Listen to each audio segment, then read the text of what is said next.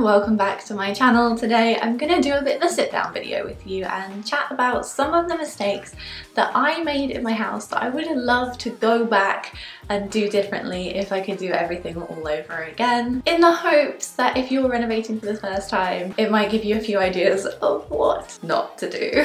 And if you've renovated a house or you've flipped some things in your rental property or whatever it is, and you've got some horror stories, please let me know in the comments below. Let me know that I'm not alone, because it can be really hard to look back and think, oh, that was a really bad decision, and then share it with the internet. So it is what it is. I actually filmed this video a couple of times and scrapped it because I stumbled over my words way too much. That's not the point. The point is I noticed that a lot of these problems were things that really were problems because I had a lack of cash flow at the time and I didn't have the money to put into these projects, which is not really something I could go back and do differently, but it is something I want to talk about today because today's video is very kindly sponsored by Plum. Plum is a great way to manage your money automatically without even having to worry about what's happening to it. I'm going to tell you a little bit more about that later in the video, so let's start with my first topic, which is flooring. Oh boy, did I make a lot of mistakes with the floor. That's why it's going first. So when I first moved into this house, my number one priority was to preserve as much of the character of the old house as possible, and I think I've done a pretty good job of that. However, one area that I probably shouldn't have tried to preserve was the old flooring. At the beginning of this process, there was a lot of floor sanding involved. A, because it was cheap at the time compared to putting down new flooring or getting someone else to do it, but it was really, really hard work. I don't want to discourage you because I think it's one of those projects that you can do as a novice. It's just very difficult.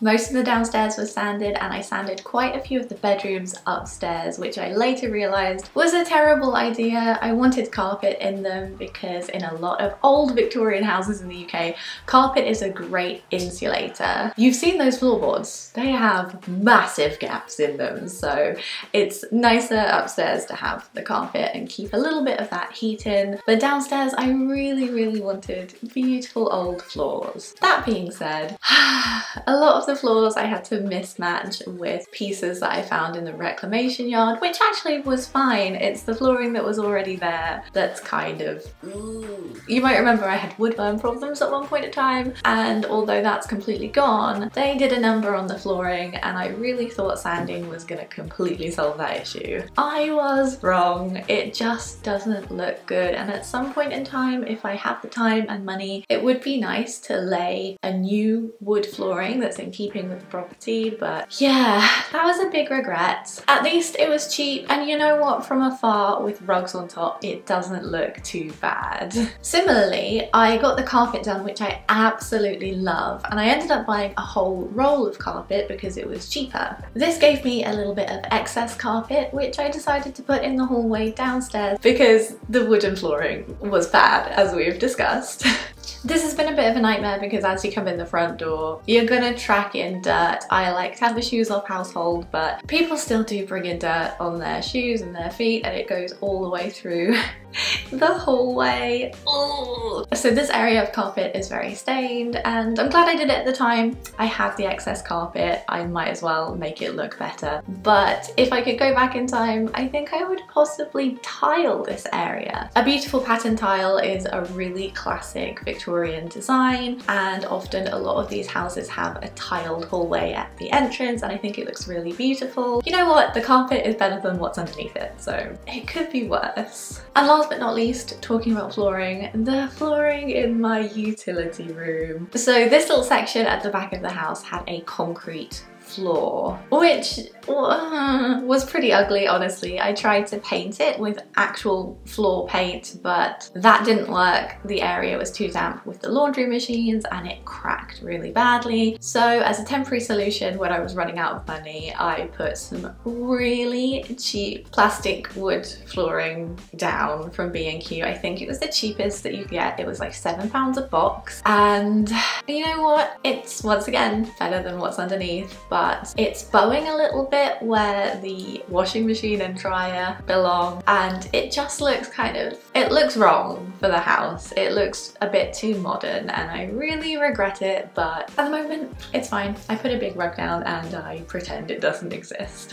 It's not the worst thing that could happen. I just, once again, I wish I'd invested a little bit more in that floor at the time. Speaking of money, part of today's video is very kindly sponsored by Plum. Plum is an app that helps you save money effortlessly without even having to think about it, and I've actually been using it for a few months now and I really like it. This is Plum. We love Plum.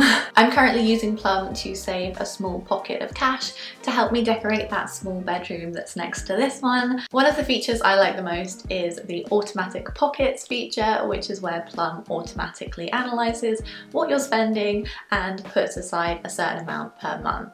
One of the other features I really like is the lost money feature. So Plum will analyze your monthly bills and utilities and show you where you could be saving a little bit of cash if you switched providers. Both of these services and many more that you can use on the Plum app are absolutely free. The app itself is free. There are a few things that you can pay for on the app, like investments, but all of the services I use are free, which is absolutely incredible, and that's why I love this app so much. You can join over 1 million people and download Plum for yourself. I'm going to leave a link in the description box if you want to take a look at it. I think it's incredible and it's a great way to save money. I'm saving for my small bedroom. Let me know in the comments what you're saving for at the moment as well. Moving on, let's talk about another regret that I have since buying this house, and that is plastering. I once again wish I put more money into this at the beginning of the project, and I wish I had plastered every single room. I've plastered all of the main rooms and the ones that were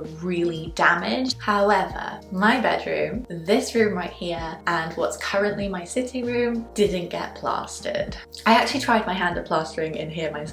Very difficult, incredibly difficult. I ended up getting this room wallpapered, which has made it look a lot better, let me tell you, and it's a very good budget option that I highly recommend. But I do think there's nothing like the finish of a freshly plastered room, and I regret not getting those 3 rooms done at the beginning. In my defense, those rooms, although slightly bumpy in some areas, the plaster is fine, it's sturdy, touch wood, and it should be okay for a long time to come. It just doesn't look as smooth, and I don't know, maybe I'm just nitpicking. But my next regret is moving in too quickly. I was living with my grandparents at the time while the house was being renovated, and I was desperate to move in. So desperate, in fact, that I moved into a half-finished house. But if I just waited a couple more months, I really feel like I could have got a lot of the hard work out of the way without it interfering with my personal life too much. It's very difficult to live in a house that you're renovating, and if you have done that, oh, you know, it's hard. I was very lucky to have a free roof over my head, and instead I was like, I'm gonna move into the dusty house. Looking back, it was kind of silly, but I did enjoy the process, and it was all very new and exciting to me, so maybe not a huge regret, but something I won't do again in a hurry. Okay, the next one is all about colour, which I've talked about a lot over the last year or so when I have undone some of the colour choices that I made that weren't necessarily the best, really. Unless you're a really eclectic person who wants colour everywhere, I would recommend painting everything white first, move into the house, and then live with it for about 6 months or so. I'm not saying don't use colour. I love colour, especially in soft furnishings and prints, but there will be areas of your house that are actually really dark and dingy in comparison to others, and if you put a colour that is like a greyish blue on the walls and then realise that you don't like it because it's too dark, you're gonna have to paint over it. Oh, the mistakes I have made. I don't regret this so much because I did have fun, especially with my dark blue bedroom. I did enjoy that, but I've realised that for me, I am the kind of person who likes really light walls to make the space feel really big, and then colourful cushions like this. That being said, paint is cheap, so what's the worst that could happen, really? Oh, one thing I really wish I'd done sooner is the second bathroom. It's not a room I use very much, but it was a project that was quite dirty and very labour intensive, and living in the house while that was going on was a bit of a nightmare. My plumber was really cool though, so no problems there. I really should have got that and the small bedroom plastered a lot earlier on in the game. Once again, it's one of those things that you learn as you go along, but yeah, that was just a little point I thought I would add. Nothing too major there. Oh, speaking of bathrooms, my main bathroom, which I absolutely love, the tiling. I did not explain what I wanted done with the tiling in here. I actually wanted it brickwork style, and I didn't explain that when it was being done. I thought I had, and I guess I hadn't. So that's one of those things that is completely my fault. So stupid, but you live and learn. And you know what, actually now I like the tiles more this way because I think they're different and everyone has subway tiles. I have subway tiles, brickwork laid in my second bathroom and it's cute, but I think it's kind of cool to have something a bit different. These tiles actually came from B&Q, and no shade B&Q. I bought 2 boxes. As you can, oh, this is so bad. The tiles at the top, completely different color because they came from the second box. Check the serial numbers on the boxes of tiles because they might be wildly different, especially if they're the kind of basic builder grade tiles. That was my fault as well. I didn't know that. You live and learn. It's one of those things, I think about it once in a while when I look at it, but at the same time, doesn't really bother me enough to warrant ripping them all out.